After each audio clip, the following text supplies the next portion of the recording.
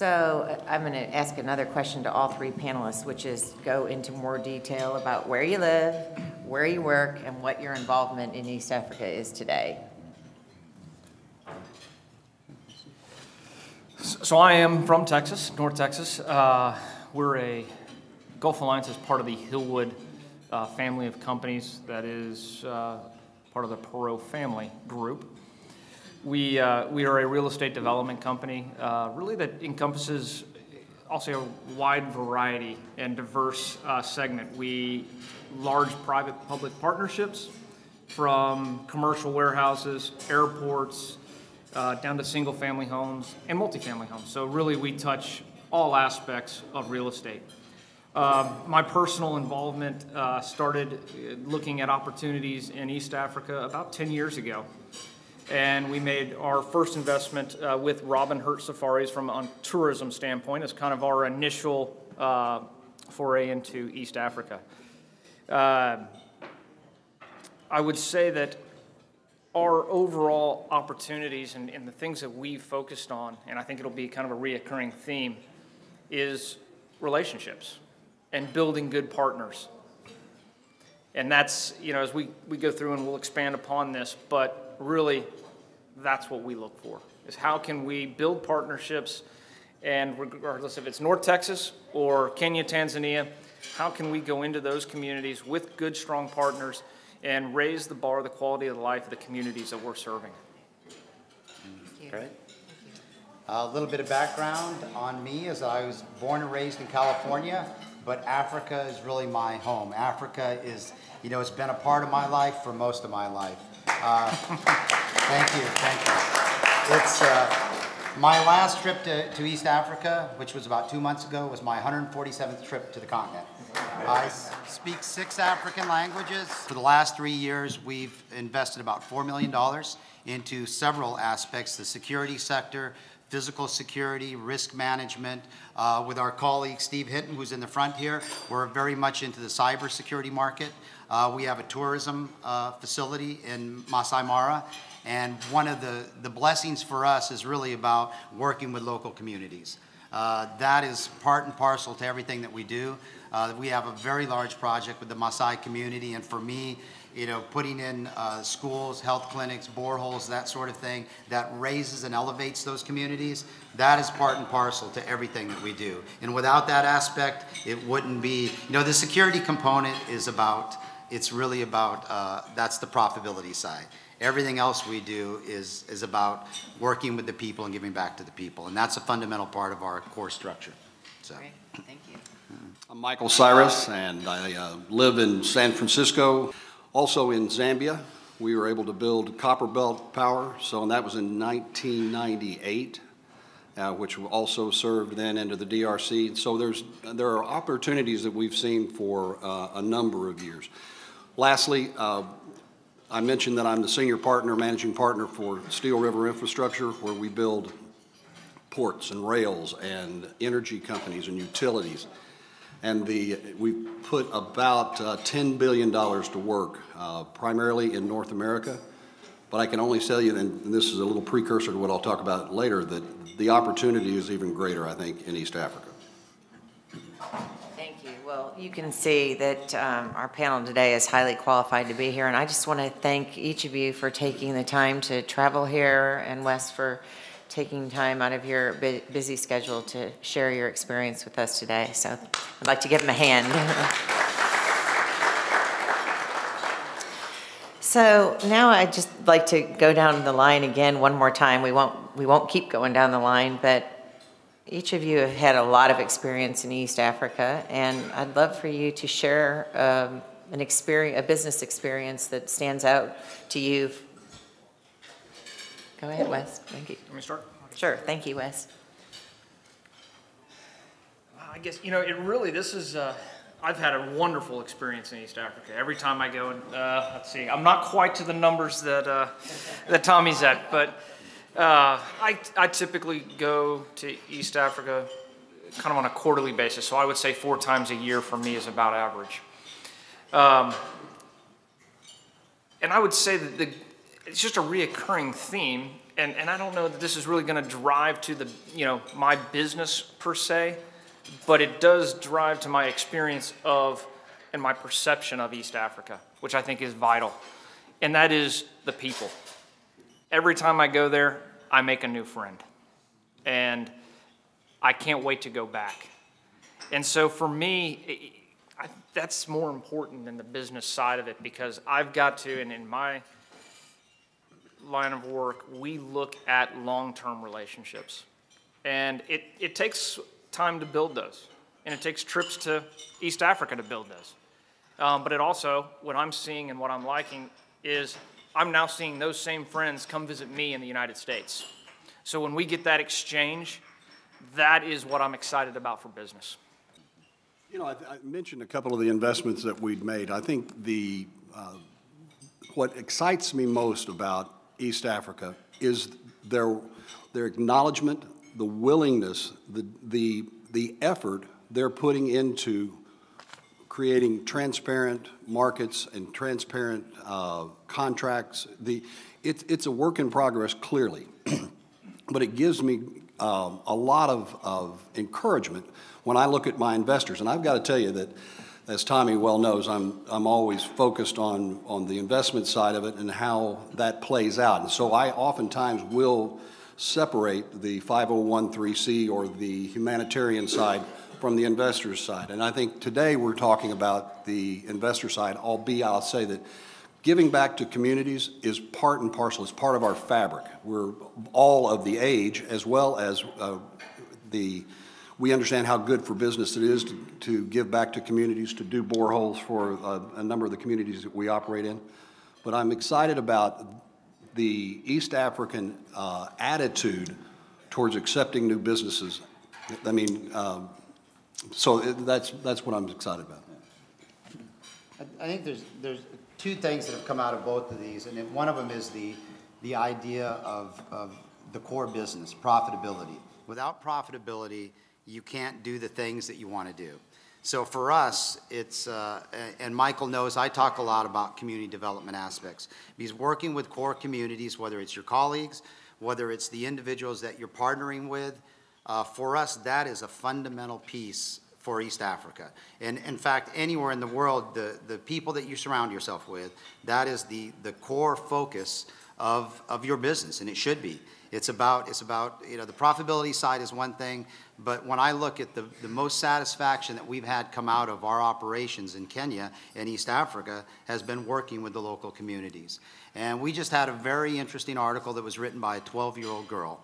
And Michael knows this. It was in Olamutia with the Maasai community, and we put in a borehole and would reestablish water in a facility that had no water.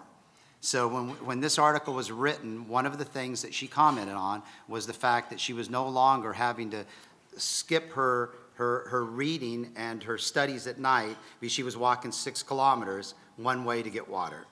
Now, when we see things like that, again, it goes back to the profitability side. Not to be mercenary, we all want to make money.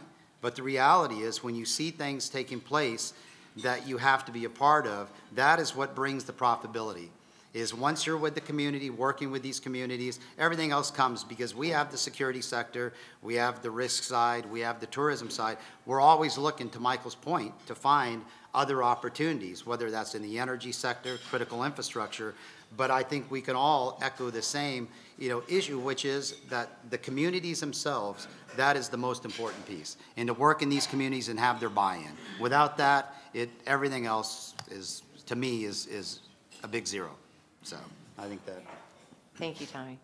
So looking into the future, will each of you share with us where you think the most important areas of growth and opportunity for American investors lie in East Africa? Wes? I think it's going to be technology. And I think that's an easy thing to say. But what I'm seeing right now is if you go back to where the United States was decades ago, Africa is skipping generations of what we built. Africa is never going to have the telephone lines expanding across countries, or in our case, the states. You guys are already in the digital age. And I see that. I mean, there's You see a Maasai herder with multiple cell phones making payments with their SIM cards. We didn't have, I mean, we're just now, actually, we're not quite there. And so for me, that I think is one of the biggest opportunities. You got, East African community is jumping generational gaps in technology. No, I would second that. And I think the telling point is probably when you look at a guy like Mark Zuckerberg, who is taking 20, 30 individuals a month into East Africa to not only look at new technologies, but to raise that level of technological superiority and experience. And when you look at Ushahidi, crowdsourcing platforms, M-Pesa, these are things and mechanisms that we weren't even close to having because of regulatory issues, et cetera. But so I agree with Wes, the next decade is going to see a technological change in East Africa that is unparalleled. Because you have an incredible workforce, incredible education, you know, amongst your young men and women, and that is, for us, it's very exciting. Yes. Tom, does that extend across the East Africa? Absolutely. I think when you look at Ethiopia, and I think the ambassador has had experiences there, you look at the technology that is being incubated at the small scale level, and then you look in Kenya, Uganda, we're always amazed because we're, as Steve knows, we're heavily involved in the cyber risk side. So when you look at those components, that technology that's a part of that base, the young men and women we're hiring out there are as good as anywhere in the world. In fact, we find that it's this attitude, this desire to jump to those new technologies and bring new technology home. That's what's impressive for us. I could echo those same comments, but I'm going to take a little bit different turn. I think one of the most exciting opportunities in East Africa is infrastructure and energy.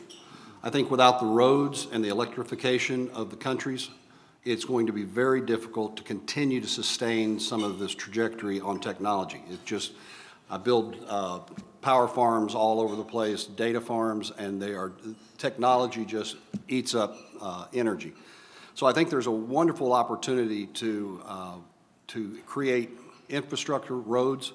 You know, just to give you a couple of statistics, and it's a little bit misleading, but just to give a little bit of drama to the whole thing, that currently you can bring cement in from Shanghai into Djibouti 60% less costly than you can to take it from Ethiopia to Djibouti because of the roads.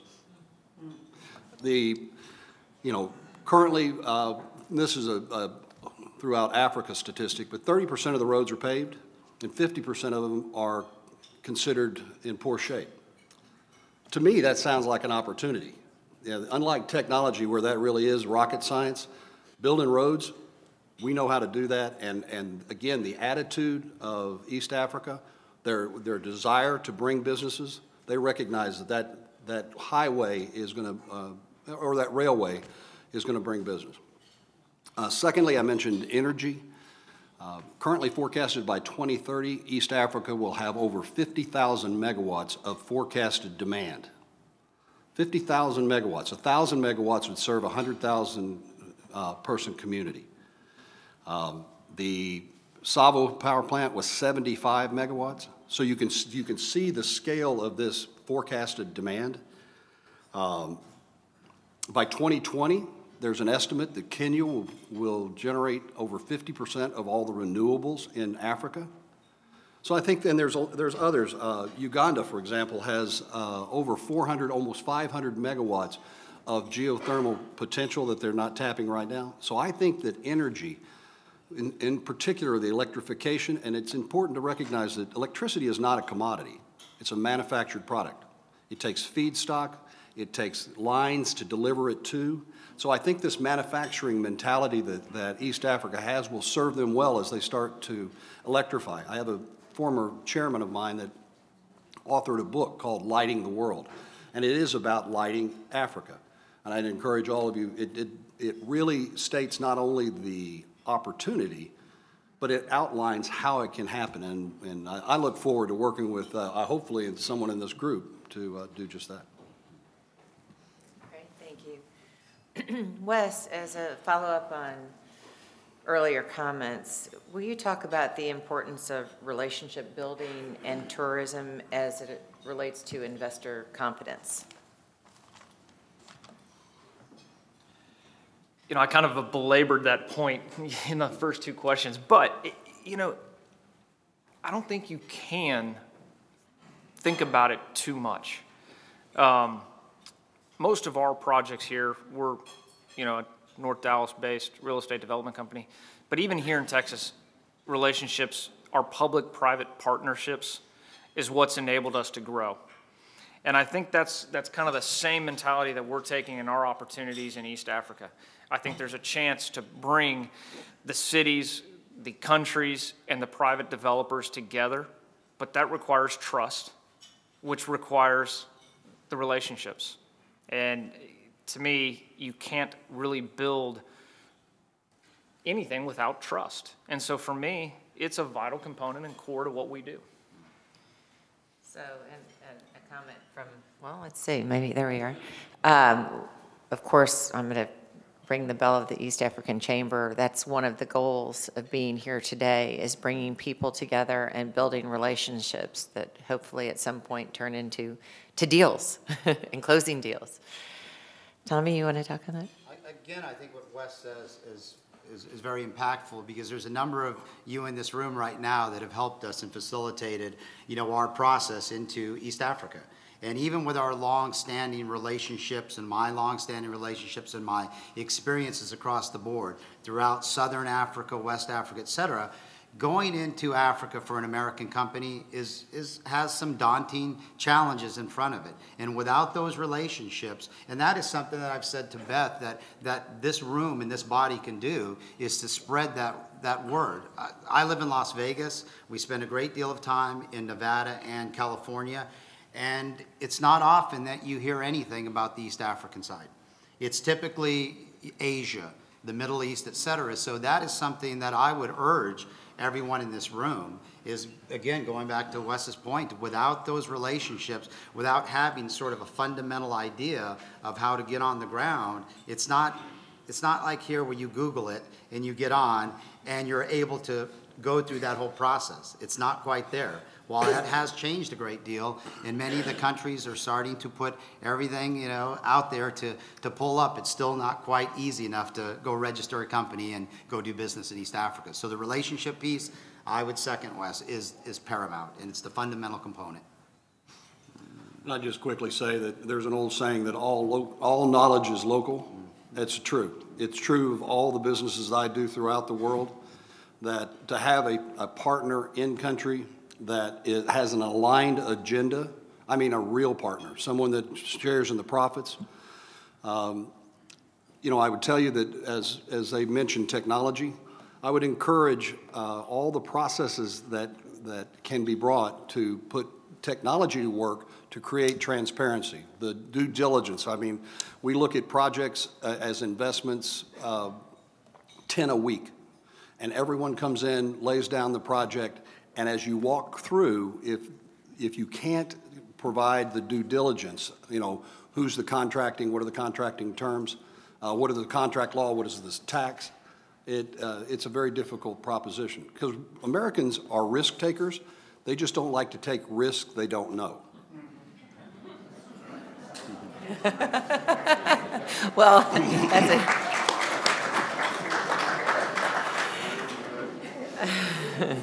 So interesting. I don't think it's a coincidence that the men that are sitting here today are all actually involved in tourism in one way or another. And I think we can all agree that to get direct investors into a part of a land that's far away, it's great to be able to take them and meet the people and experience the fantastic culture in East Africa. And that's what's happening. So as we sit today talking about economic development, we can't overlook the fact that, first of all, tourism is a huge part of the East African economy.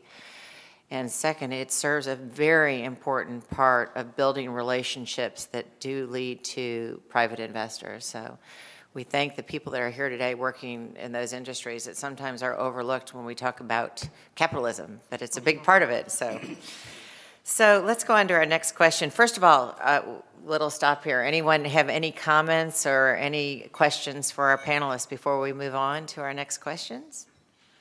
Okay, well, I see a couple in the back. Do we have a microphone, or are you going to be able to speak loud enough back there? Or Yeah, I think so. Hi, my name is Lucy Jakara, and I have a question. I'm a motivational speaker. But whatever you're talking about investing back in Africa, myself, I have tried to invest a couple of times, but sometimes people in Africa who are back there, they are not trustworthy, most of them. They don't tell the truth. And I have lost a couple of times. And I believe we still have people here who own companies, who have registered companies back home. And I would recommend or maybe think like whether we can consider them even when we are doing the investment back in Africa, so that we can use them, people who are here instead of using companies out there. I didn't hear your last question. Can you just give me the last question, which was you're wondering if there are local advisors? Yeah, no, I was commending people who are from East Africa who are based here who have registered companies back home. Yes. Whether we all can consider them first. No, absolutely, and I think this goes back to the comment a moment ago that I was saying about, Nevada, California, is that if you don't know these companies exist and they're owned by East Africans or whatever that given geographical location where you're working, if you don't know there's assets here to utilize, then it makes it very difficult for us, because obviously from our perspective, if we're looking for a partnership in the cyberspace or the physical security, and typically we're looking insular, inside of Kenya or inside of Uganda, inside of Ethiopia, et cetera, to find those individuals that can work with us. So I would say that this goes back to the earlier idea of it behooves all of you to get the word out. And I think that's what this body, it's so important. And then our ambassadors is letting us know who's out there, who's here in the U.S., et cetera, that we can utilize. I mean, that's a very good question, very good question. Also, I think that talking about transparency, and I see a few more questions I'm excited to get to you in one sec. Part of that is relationship building, and I think that we experience those same challenges very much so in our own country and everywhere we invest in the world, that you really need to know who you're doing business with. And it's a challenge when we're a long way away to get the face time with people that we need to develop those trusting relationships. Honestly, transparency is an issue everywhere. We struggle with it here. It's one of, I don't know that, I think that East Africa kind of gets a bad rap on that, frankly, because I think there's a lot of evidence to show that the same business concerns that are experienced there are really everywhere. It's just that we're a really long way from them, and that's one of the big challenges for us working in East Africa, is figuring out how to have more time together and build those relationships again, which is why we're here today, to try to work on those. You just said that. You said what I was going to say, that when in doubt, call the chamber, contact the chamber. Yeah.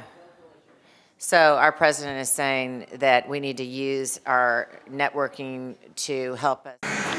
Yeah, thank you for the insights which you have given us. I've already been provoked by that lady there to say that many people in Africa don't tell the truth. I don't think that is right. I cannot live that.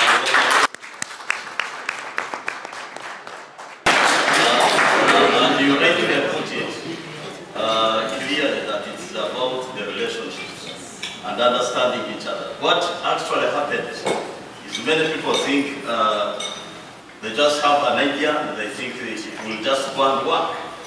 But you look at the side which is receiving that idea. What is their passion? What is it that they actually want?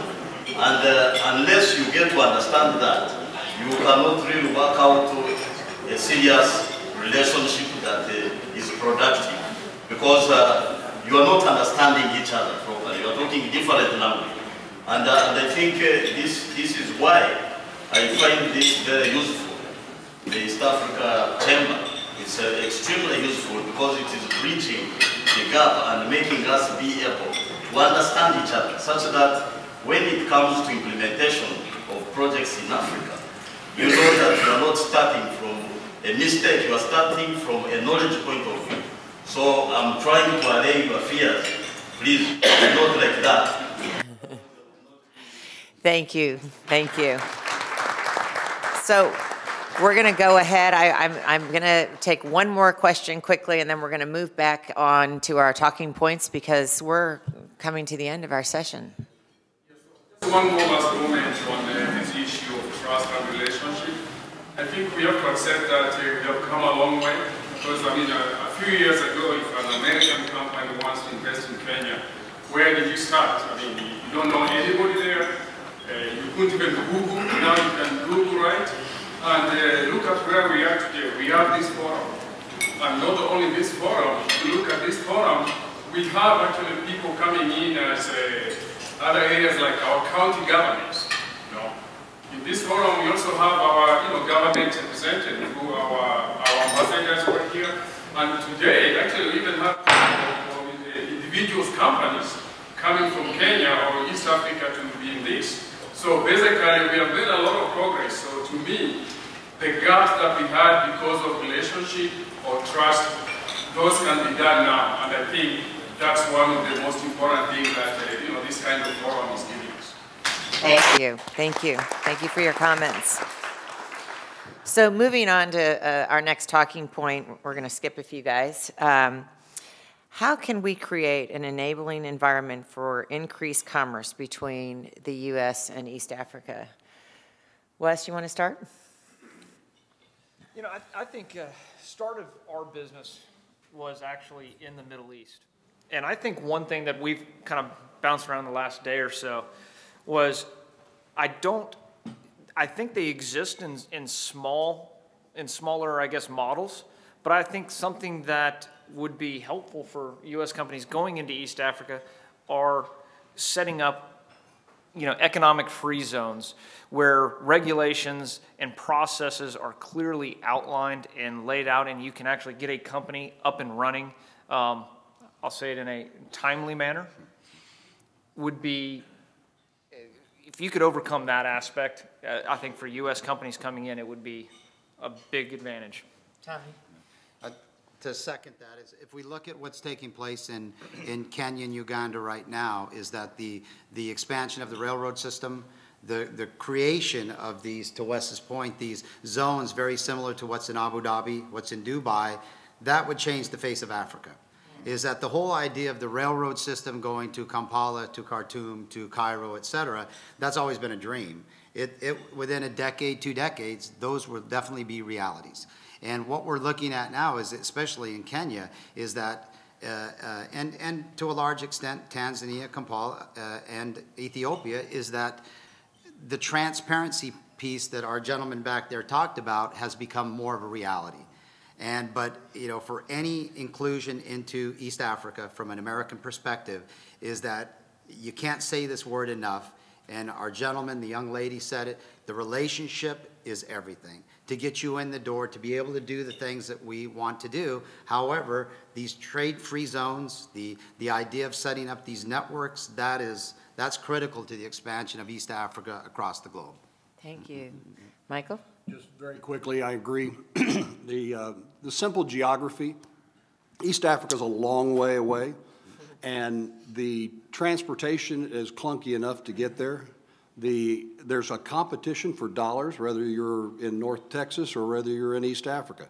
I think the effort to streamline the business process, where there's trade-free zones or with the transparency, and I agree wholeheartedly that tremendous changes have been made. And again, I come back to the original point I made. I believe it's because of the attitude, is the desire of East Africans to make sure that that transparency exists. So I would use your technology to get to provide an online process for. I mean, for us, it's oftentimes we're not sure who to ask and if that's the final signature. So to clearly state, to codify those processes would be very helpful.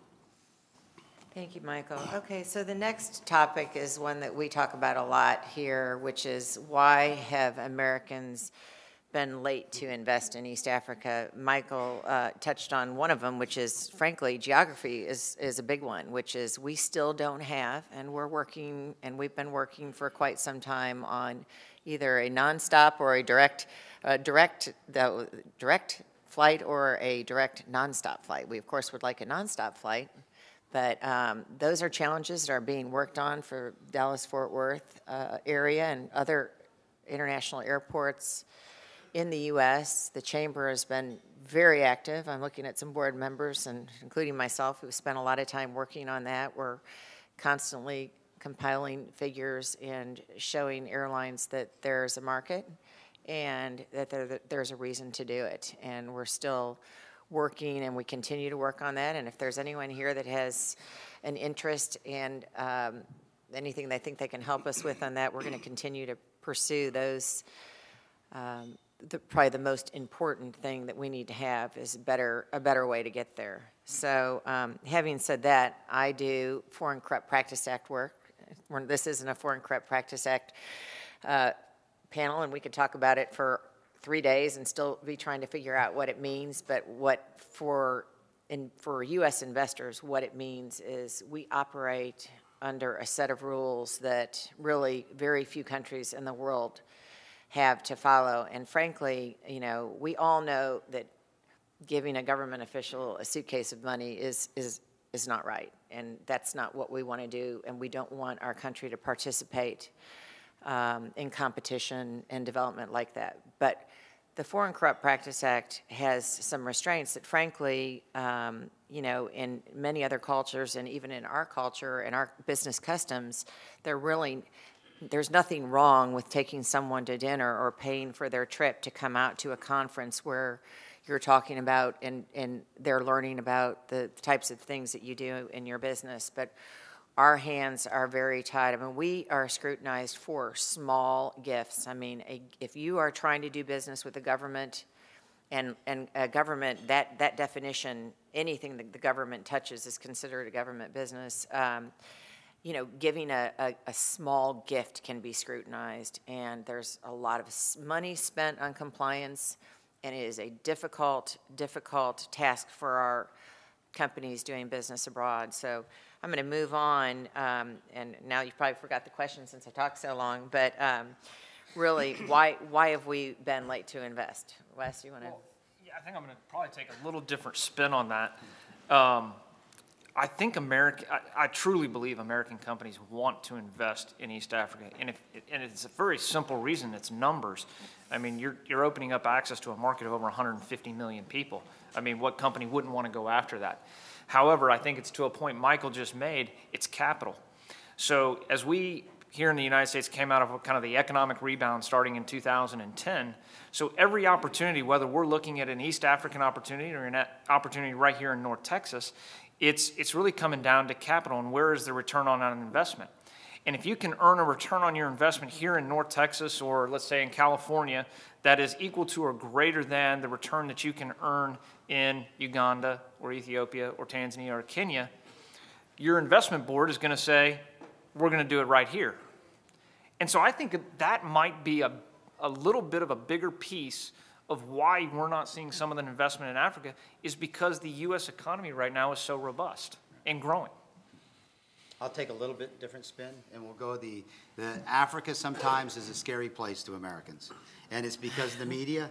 If you've been in Niger, Mali, Sudan, Angola, Mozambique, you know, et cetera, one of the beautiful things about East Africa, it's English speaking, and that is something that is oftentimes overlooked when you're talking about investment. So for most American companies, that transition in there, and to the point that the young lady made, is that the reality, if I know that there's companies here that have sister companies in Kenya or in Uganda, I can actually have a conversation with them before I even go out there. But that is still something that is not very well known. How many companies that have East African associations that are in this country? And that's something that you, again, have to, you know, push that out. Because the linguistic side is another component that it's, when you're doing business in West Africa, North Africa, it's French, Arabic. or Lingala in, DRC, et cetera. Those languages are not known by many in this country. And, Americans are, while we have Spanish, French, German, et cetera, a lot of the African languages are not there. So East Africa, you are poised, to capitalize on the fact that it's English speaking. And that's why much of the Middle East and while much of Asia is coming towards East Africa. It's very easy to do business there from a linguistic perspective. So. Thank you, Tommy. Michael? The only thing I'd say is that oftentimes you ask people in the United States and they'll tell you, or they'll act like Africa is a country. And so there's a lack of knowledge both about the opportunity, but I will say over the last 4 or 5 years, there is definitely a buzz about what's going on in East Africa. And I agree with Tommy that the English-speaking aspect of it makes it facilitates business, getting to know each other, having a relationship without that language barrier. So I think it's, to Wes's point, the competition, as I mentioned, for dollars, we'll take an opportunity wherever it may be if we can define the risk and the return. And honestly, and have a good partner, and be a good partner. That's the point I need to make as well. Part of our effort is to be a good partner, a long-term partner. I am the managing partner for a 20-year fund, and that's almost unheard of in the United States. So it's in our genes. So to wind up today, our last question, and it's a big one, and hopefully we'll have time for just a few questions after my last question to this panel. And in fact, when I asked it, I was a little concerned about what the answers were going to be, but they were great, which is, how important is it to understand African business culture, and what has your experience been blending both U.S. business culture and African culture for success? I'll take that first one. We've seen experiences out there that, and we've had experiences working from a community development side or a stability operation perspective, where we've worked with companies like Tullow Oil that had Tullow Oil or some of these other companies that have worked throughout the region come to companies like us, or come to partner companies in East Africa. They would have been able to avoid the pitfalls that they went through. They had no one from the area on their staff. They had no one in the area that understood the perspective, the different languages, and we're speaking specifically in that Alemi triangle up in northern Kenya, et cetera. We've just found that input by locals is critical. Whether we ourselves have languages, the people that we have on the ground are the experts in those areas, and we utilize that in a very profound way. Anyone that believes they can go into these areas, especially areas that are very remote, without that dynamic is fooling themselves. And it's something that we've learned many, many years ago, that when we first go into an area, and in order to do business, we completely vet that area, and we find the best quality individuals on the ground that we can put into those places. And as Michael mentioned, our staff out there, these are individuals that we've known in some cases for 15, 16 years. So that transparency piece and the collective working capacity with them is unparalleled. And we just don't believe that you can do business out there without that aspect. So. Thank you, Tommy. Michael? I might just add a complimentary statement to that I commend everyone in this room and the countries that you represent, because it's not just understanding the African culture. You're also walking to the middle. You're doing everything that you can to ensure that there's transparency, that there's structure to business.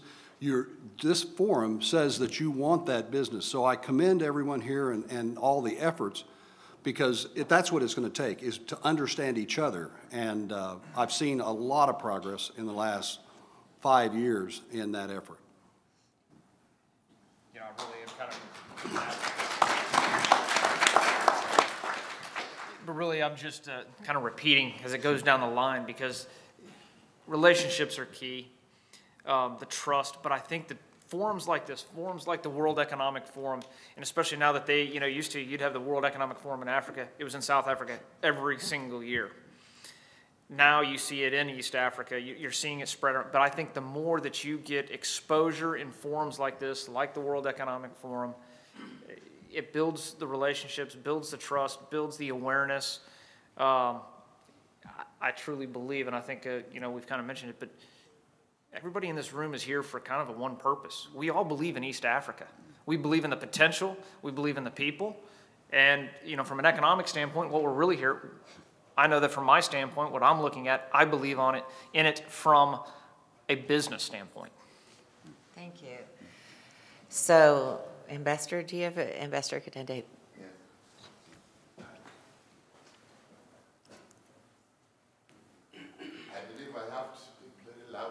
Yes, thank you.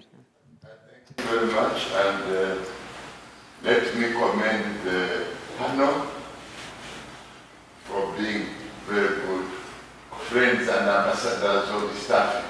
Thank you so much.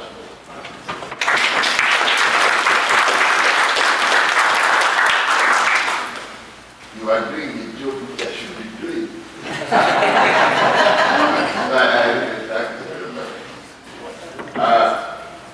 I think what this issue which has come about language, we can, with that language, that's a big added advantage. But let me tell you this.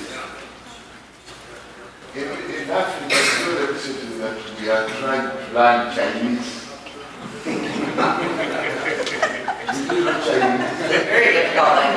And the Chinese, if you take statistics, they control business with Africa. We don't know Chinese.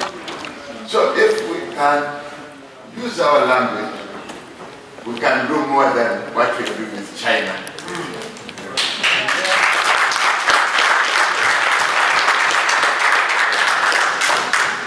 Then there is another fact about Africa. An important point for our partners, our friends in the US to know. There is a growing purchasing power in Africa. It's 20 years ago and today, we are now growing at 6%, the purchasing power. And this is higher than the purchasing power in the United States. It means that Africa is the continent to look at. I believe, I don't know, but I believe that everybody here in the US has a mobile telephone. At least the basic, everyone has it. So, after everybody has got 2 or 3, we are going to save the others. In Africa, we have a big potential. We have a big potential, and that is why there are these opportunities for investment. And a lady raised the issue of transparency. In a sense, she was right. Because I know, for example, my diaspora get on telephone, talk to relatives, bring this money, and set up this company. Then the money goes. That's not business. Business is where you set things properly. And I believe when we are talking here, that's what we are talking about. You don't just go. We have this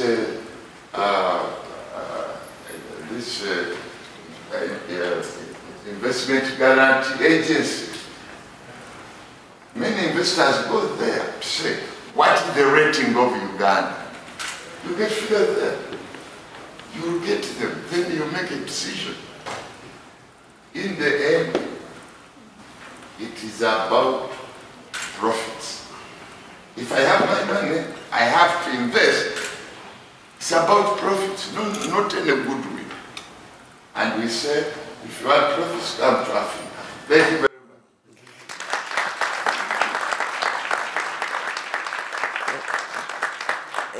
Thank you, Ambassador. we welcome you. We're so thrilled to have you in the United States, sitting in Washington, heading up the Ugandan efforts here, and we're thrilled you're here. We hope you come back every year and help us with our project. And I'm going to call on Ambassador Gathai to just say hello and share, as always, his wisdom with our group. Thank you. I think just to lead on to what my colleague, General Ambassador, said, my plea to you as investors, don't look to Africa today. Look at the Africa in the next 20 years. We have a young population that require all these gadgets that the ambassador said, and many more other things. More and more countries are becoming functioning democracies. More and more African countries are having a vibrant press. More and more African countries are attaining GDP growth of more than 5 to 6%, some even 8%. So look to Africa in the next 20 years, not today. Infrastructure, and I think is West Williams that said so. If you look at all the current programs that are being planned, just to give you, for example, Kenya. Already we have a brand new railway line from Nairobi, from Mombasa to Nairobi. And it's supposed to go all the way to Kampala, to Rwanda, to Burundi, to DRC Congo, and connect the two oceans, Indian Ocean and Atlantic Ocean. Look to that. Pipeline, oil pipeline, from Port of Lamu through South Ethiopia, South Sudan, to Uganda. This is the pipeline. Look to that. Clean power and energy, geothermal, unlimited potential, both in Kenya and Uganda. Look to that. Power connectivity.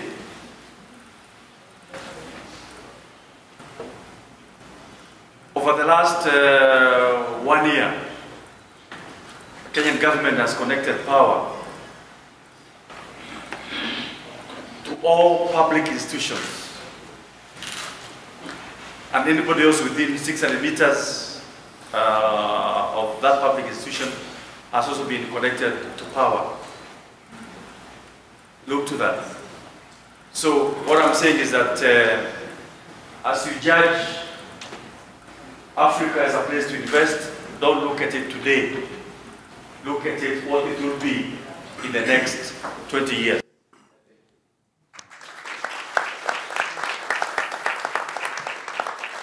Thank you, Ambassador Gathai, for being a huge supporter of this organization, doing a fantastic job in Washington, D.C. for us and for your diaspora and for business development, and the list goes on and on. We're just grateful for both of our ambassadors here, and one of the things that we need to point out is how incredibly what the great relationship between the East African communities, you know, landlocked to land linked, all the different Uganda to Kenya, doing business in the region. It used to be that really Kenya was kind of the gateway, but it's really no longer that way. It certainly is a gateway in, but I think most investors today, when they move into East Africa, are looking at doing business with the entire East African community and hoping that they can move throughout all the new countries, including South Sudan, that's a new member. We have one last question because I'm getting the, we got to be done, and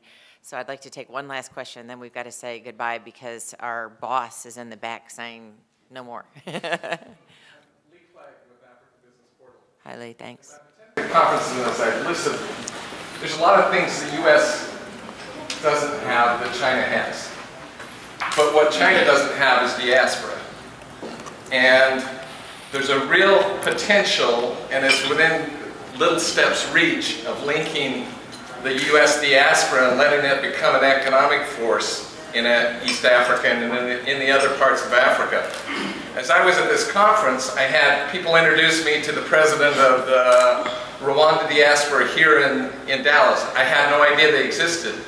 I had my associate introduce me, tell me about the president of the Rwanda diaspora in Phoenix.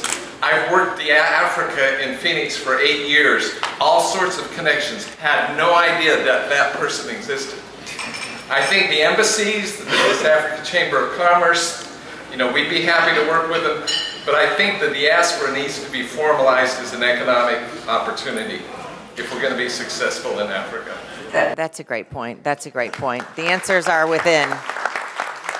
So some of our very brightest in this country are the East African diaspora. There's no question about it. There's a wealth of knowledge, and we need to take advantage of people in the U.S. that can help us in our investments. So I hate to, oh, what do we?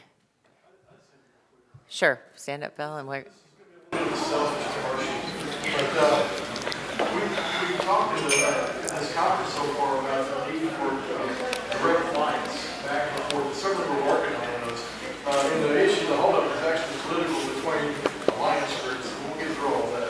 But one thing we might be able to explore is direct flights for all the import-export, all the goods that you guys want to bring to America.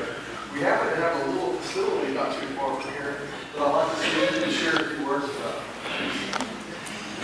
Well, we're going to break the rules because the bosses are asking the questions. So, and Wes just happens to have a little bit of expert information on this, so we're going to let him answer. So what our Gulf Alliance, as I said, part of Hillwood. Hillwood's, I guess I'll call it, our premier project is the Alliance Fort Worth, or Alliance Texas, which is based at the Alliance Fort Worth Airport. And that was a public-private partnership between the city of Fort Worth, the FAA, and a private developer, Hillwood. And what we've done is really created an economic engine for North Texas, which when we developed that, it was hay fields, cattle fields. In just short of 30 years, we've created over 50,000 jobs, over a $50 billion impact to the community. And it's also the 56th largest port in the world with no water. So trains, planes, and autos. So to your point of logistics, within this chamber, we have resources to do and plug things together that could make some amazing opportunities. So I want to say I'd love to take more questions, but I'm afraid that we can't today. But I want to say, you know, I want to just say one closing comment that we've talked a lot about your efforts, and I commend you all for that. One of the things, and this is selfish on my part, help us do business in Kenya as well, and in Uganda, and in Tanzania, and all throughout East Africa. Because the more we grow, the more you know about us, and the more you support that, there are more behind us. Right, thank you. Okay, I have one question back here. I'm going to give you. My name is Christine. And originally I'm from Kenya. Okay. Basically financial lobby. So I do the configuration. And I'm so impressed with the panel of what you guys are doing in East Africa. But I want to come and volunteer or come and work. Why do that? You tell me all these things. But how do we get involved? You see, who do we contact? Like I went to Kenya, how would we? So it's too late. You can see that. I wanted to go and apply and be volunteer for 1 month. But getting the central is so hard. So like, please help us, help you, help it. We have knowledge, you know, but you don't know how to get it. Since you guys are there, I want to be involved in the Eacc. You guys know about Eacc in the technology. So some of us, we have talents, but we don't know. Yeah, that's a good point, and East African Chamber is working on that every day to work for really some of our most underemployed, qualified people in this community are East Africans, and we are working hard. We recognize that, and we'd love to get with you and give us some feedback and share ideas about how we can help this population be more involved in really the workforce in the U.S. and in East Africa. So we really have to say goodbye. I'd love to say... I'm going to interrupt Beth for just 2 seconds. I just want everybody to please thank you, Beth, for moderating. Thank you for all of your work. So thank you. I'm sorry. I'd really love to stay here all day, and this is just what I like to do and my passion. So, but I do want to thank our panelists. I've had the opportunity to work with all 3 of them. I've done my research, and they're all significant players in the East African market. They're good guys. They're trustworthy. If they're around today, use them as a resource. And thank you so much, and please come back and join us again next year. Let's give them a last clap. One more clap, if you could, for our panelists and moderator. I'd like to acknowledge some of the forces behind these people. Mr. Plumley, Dan Plumley, can you please stand up? This is Beth's other half, and he's just quietly there. And Beth has a mother in the very back. Can you please stand up, Mom? Acknowledge her. Mom, somebody tell Mom to get up. She can't hear it. But Beth's mother is here, and we are delighted that she can bring her family to be with us. Beth is very much... she's very much a Kenyan. And her family, actually, they have 2 kids from Kenya. 2 kids from Kenya they have adopted, and they are doing very well. Thank you very much. So that's the kind of the model we're looking for, and we're looking for business opportunities. So you guys have an opportunity to interact with these folks. We're going to go to the next panel, which is on energy. It's going to be at the same place we are. We have 2 more panels. Energy, real estate, and finance will be taking place there. Then we're going to have women connecting women after that. If you are a woman, please do not miss that opportunity. Women have figured out to crack the ceiling, and that information will be shared. It's a coded message. If you don't know how to do it, they figured it out, and they're going to share that information, so you'll be at a loss if you don't do it. Right, Beth? Yeah. So... turn my mic back on again just because I really need to thank the leaders again of the chamber. You've heard from them today. Benson, God love him, every year spends an enormous amount of time all year long, but particularly at this time. And truly, he's an even-handed, hardworking guy that helps our president and our vice chair do the hard work of pulling us all together. And please come on board if you all are interested in volunteering, getting on a committee, being a part of this, because this is an amazing group here, and I want to give them an applause. Thank you. I really finally want to acknowledge our chairwoman. Elsa, could you please come to the front? She's the reason why I work so hard. Come on. People did not get to see you. Step up. They didn't get to see you how beautiful you are, how intelligent you are, and how smart you are. Just say hello to the crowd before break. So someone must have told them to say these things, because I've never heard this before. But thank you so much for coming. We really appreciate you, and I didn't expect to say anything, so I won't take up any more time.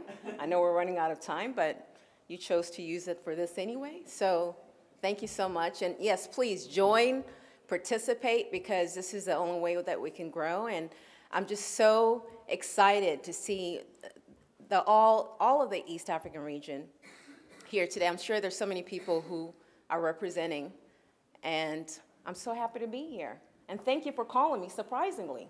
That's nice.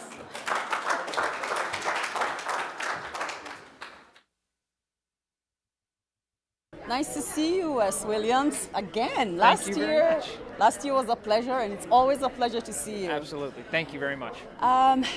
Let's start with a quick question about what kind of energy did you feel in the room today that was compared to last year? Well, this year, and I think we're building every year. This is our 10th year. So what I'm seeing now is not unlike what we've been talking about, is the importance of relationships and building trust between the people here, I'll say, in the United States and the East African community. But what I'm seeing in that room is the same building year over year. We're creating those relationships that we can then take to the business world.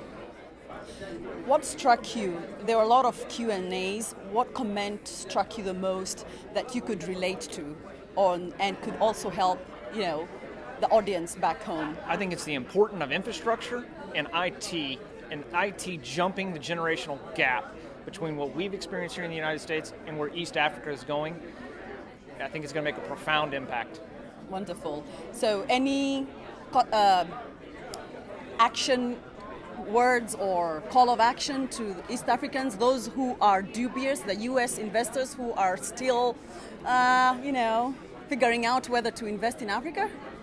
Americans, the United States companies, businesses, they want to be in East Africa for a very simple reason, that there's over 150 million people in East Africa. That's a massive market.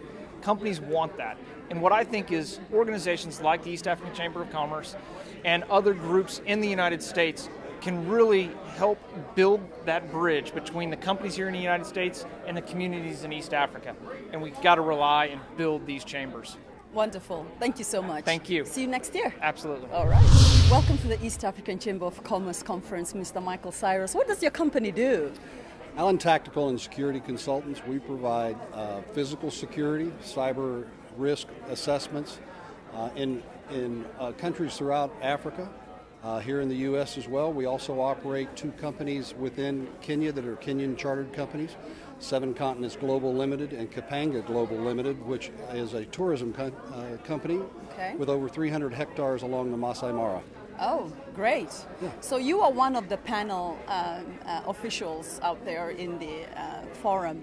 And what struck you as, this is your first time? It is. So what struck you that made you feel like, okay, this is really what East Africa is all about? The diaspora is engaged. Was there anything that jumped out at you? Absolutely. Yeah. The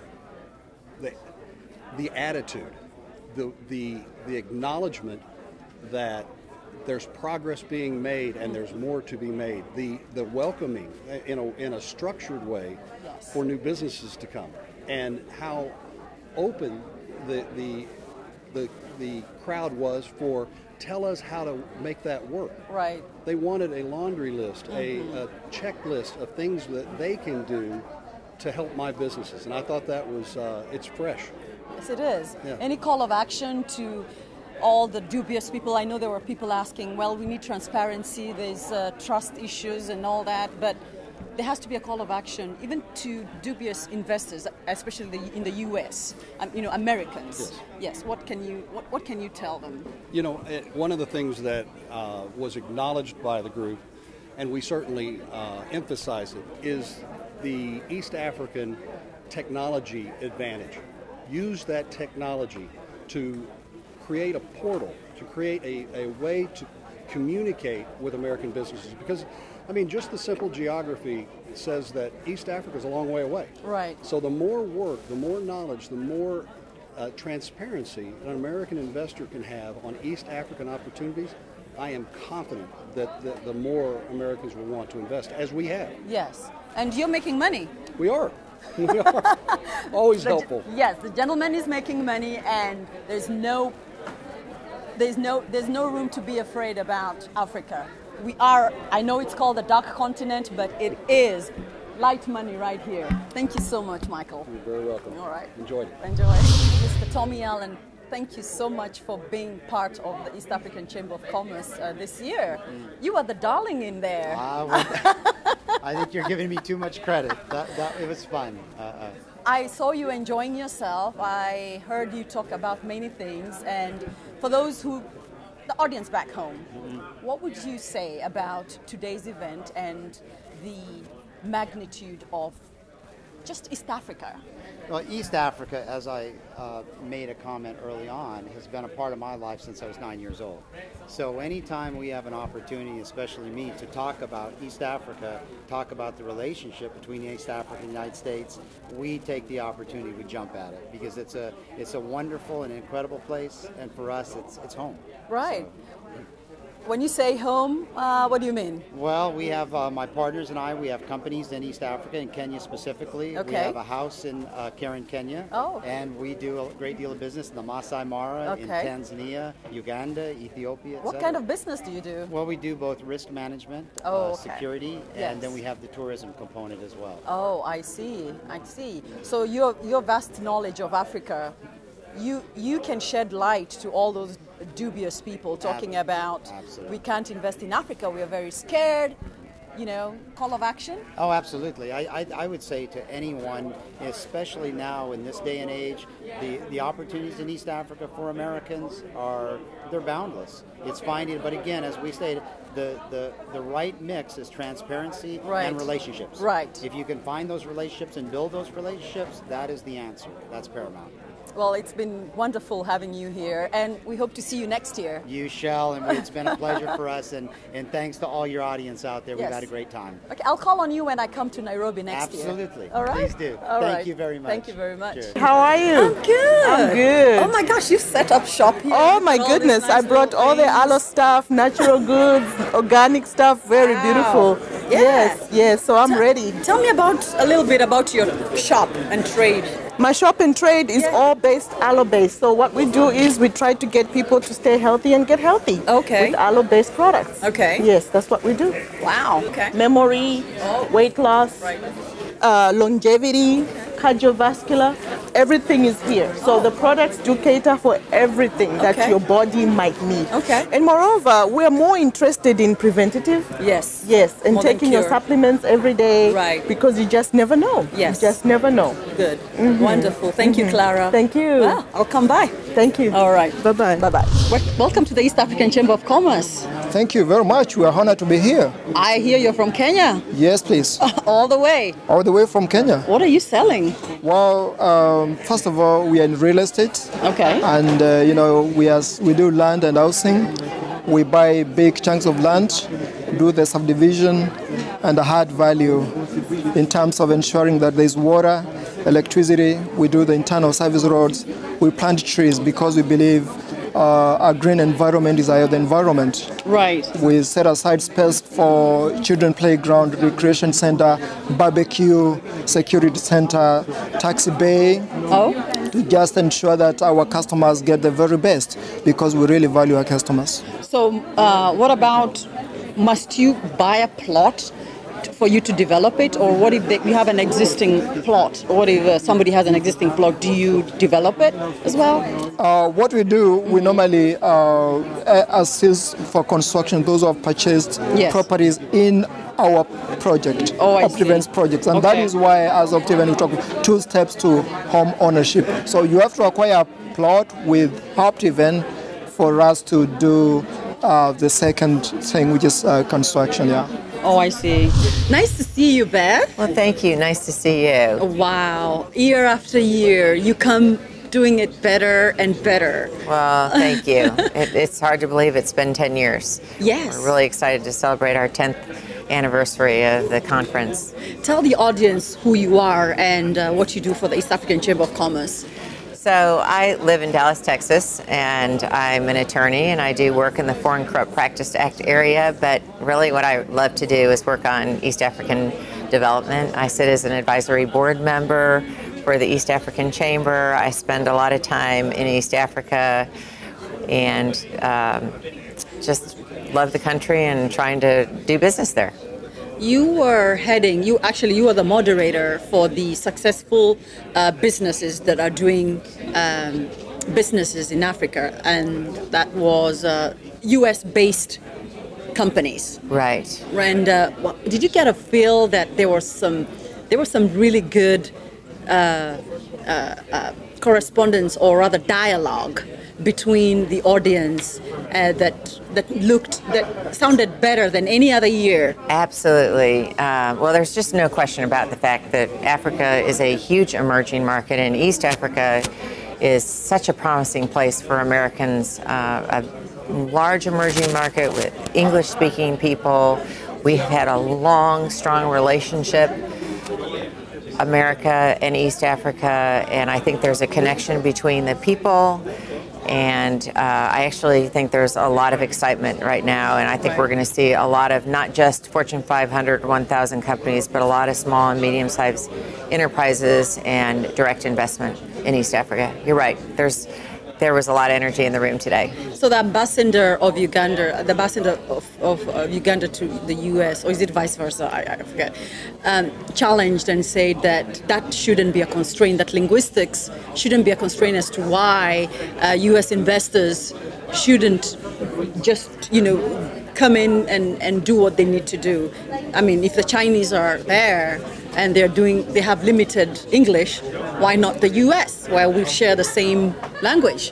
What do you think about that? Absolutely. His point was so well taken, and also the idea that one thing that we have that the Chinese don't have is we have a large diaspora population here, and we probably haven't leveraged that asset as well as we should in the U.S. So the new ambassador from Uganda to the U.S., who's only been seated for less than 2 months, is a delightful man, very bright and very right when he points out to us that we don't have the language barriers that Asia has, and we have a large population of East Africans living here that should be certainly a very integral part of our business development in East Africa. Call of action to doubters, especially, the U.S. or the East Africans who think that the relationship thing isn't as good as it should be. But I think it's good. But just a call of action. What would you tell the U.S. investors and even the East Africans who are planning on collaborating and doing these ventures? Right. So I guess the first thing I would say is that I think it's really important for businesses that are looking at venturing into East Africa the first time to use the resources like the East African Chamber to connect, so that when they're there that they have fruitful trips when they're going over to East Africa to explore business opportunities. But frankly, there is no place on earth that is going to provide the opportunity that East Africa is going to provide for America. And, don't be left behind. Yes. Get in and get moving. And listen, it's a great place to do business. The people are fantastic. The business environment is great, and both countries are working hard to help develop relationships that are prosperous for both sides. Thank you so much, Beth, for your continued stewardship, and we hope to see you many more years to come. Well, thank you. I plan on being here as long as God's willing. All right. Appreciate it. Thank you so much. Thank you. Vipi, Justin? Niko fiti sana. Oh my goodness, you're finally here. Yeah, it's been a while. Oh my goodness. A long time coming. Well, so far you've done your own interviews. Umefanya interviews zako, umeongea na watu.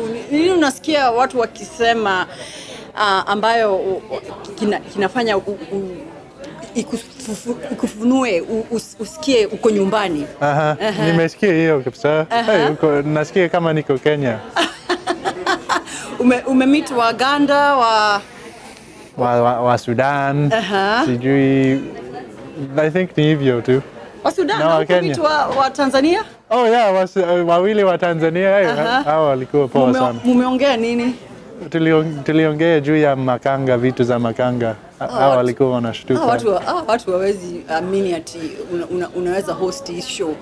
Unaanza kuuliza maswali ya makanga. Wewe ndio ulikuwa unawaambia ama ulikuwa wanakuuliza? Walikuja kusema tulikuona hapo kwa YouTube ukifanya hizo vitu za makanga. Okay. So what do you understand about the East African Chamber of Commerce so far? I mean, like in English, for those who can't understand Swahili. I was just in a meeting there about energy. Clean energy between the USA and East Africa, so that was pretty interesting. Mr. Ambassador. Yes. Nice to see you. Indeed, thank you so much. Year after year, it doesn't get any better, does it? No, it does not. Strong support of the East African Chamber of Commerce. I have a question. Last year, the Chamber did good. The event was good, the conference was successful, but there's something about this year. Have you noticed anything? Yes, I've noticed, and I've noticed something very, very important, that for the first time, all the 6 East African countries are represented here in South African Community Chamber of Commerce, which I think is a wonderful thing. Right. All the countries are here. I must commend and congratulate the board members for a job well done. They are a force to reckon with. Yes. Yes. And even more, the fact that, you know, Kenya, we believe in regional integration. Yes. We see our future in the South African community. Already we have the customs protocol. We are now negotiating on monetary union protocol. And hopefully after that, a federation. Yes. Can you imagine if you are telling an investor to come and invest in South African community, yes, where you have more than 150 million people? That's a huge, huge market. Yes, and it is. probably as we go on, maybe the South African community and COMESA will join, and SADC will join, and ECOWAS will join, and then we have one African common market. That's my dream. So I couldn't help but I overheard that South Sudan is now being incorporated Yes. into the East African market. Yes. Or rather, is now recognized as an East African country. Yes. Wonderful. Mm. So you've sat in, how many panels have you sat in so far? Four. Four. What struck you as the most, in the Q&A, what is it that struck you as the most poignant question and answer that made you, think about it? Or Yes, you know, we are here trying to interest Americans to invest in our country, in Kenya. And what has struck me is that the Americans are ready to invest, but they don't have the information. Yes. They don't have knowledge about Africa. In one of the panels, I said that Africa is not a country. Yes. Africa is a continent. We have got more than 54 countries in Africa.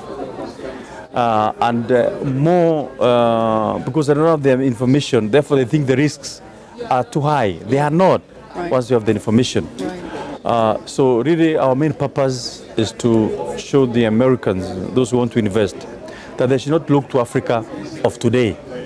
They should look to Africa of tomorrow. Africa has the youngest growing population. Our average age is 35. Here in US, the average age is more than 50, going to 160. True. So this is an aging population. Yes. Africa is young, is a growing population. The middle class in Africa is growing at a higher rate than even in all other countries. And even more, our GDP growth, almost all the African countries are averaging 5 to 8%. Amazing. Yeah, here 1%, right, 1.8%. So I'm telling them, don't look to Africa of today, look to Africa of tomorrow, 20 years from now. Look at the infrastructure project that Kenya government and Mheshimiwa Uhuru Kenyatta is doing. Yes. We have a new railway line, right, brand new. Yes. Yeah, from Mombasa to Nairobi. And the second phase has started from Nairobi to Kampala, hopefully to Kigali, hopefully to Bujumbura, hopefully to DRC Congo. And then the dreams of our forefathers of connecting Indian Ocean to the Atlantic Ocean would have been realized. We are building a new port of Mombasa, brand new port. Yes. Yeah. Again, we are telling Americans, come and invest, right, in the new port of Lamu.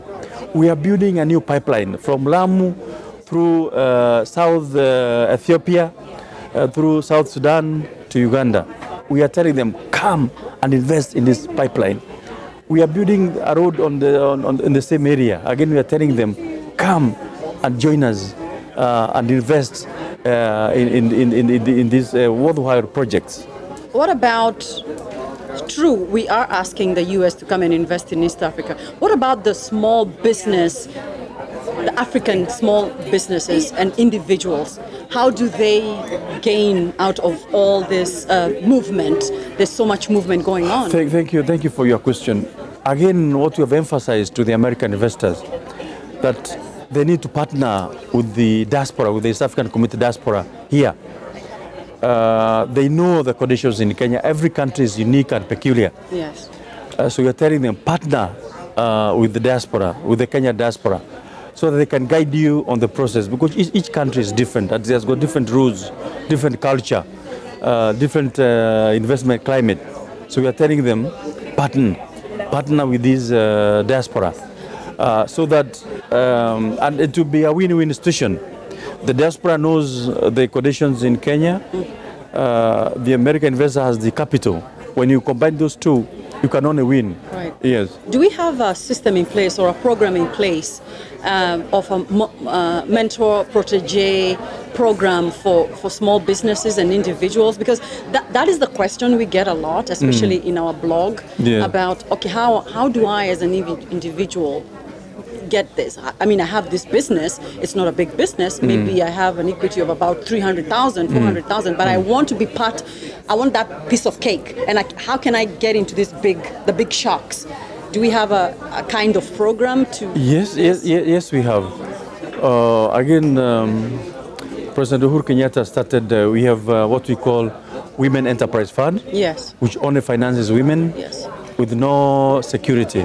All you require is a good business plan. Okay. We also have the Youth Enterprise Fund, again to finance youths who have got some business plans. And even more, now before money or funds are dispersed to them, to those groups, they are first of all taken to a training. And this has improved their survivability very well. Okay. They are trained on basic accounting. Yes. So that you know whether your business is making a profit or not. They are trained in basic, making business plans, making marketing plans, so that they succeed, and they are succeeding. Okay, good. Yes. So we do have a good support system in place. Yes. And that's very encouraging. And even more. Yes. Some universities have now started what they are calling incubation centers. Okay. Where you come with a business idea, you get people who mentor you, they'll try and show you how you can turn your business idea into a commercial idea. So does that apply also to the diasporans living in the US? Yes, living here, but for this program to work, you have to be in Kenya. Oh, I see. Yeah, you have to be in Kenya. Okay. Yes, but it's working very well. Okay. Strathmore University has also started an incubation center. Okay. And we have had now almost 6 businesses that have come out from the incubation center. Okay. And they're making millions and millions of shillings. All right. Yes. On behalf of the diasporans, I think we should push for a similar program here, and because we do have ideas, and part of that is the exposure that they have here that can be applied to Africa. And if you can, just push for us to also have our own incubation system. Exactly. We'll try. We'll try. Nice talking to you, Mr. Ambassador. Thank you so much. All right. It was a pleasure always.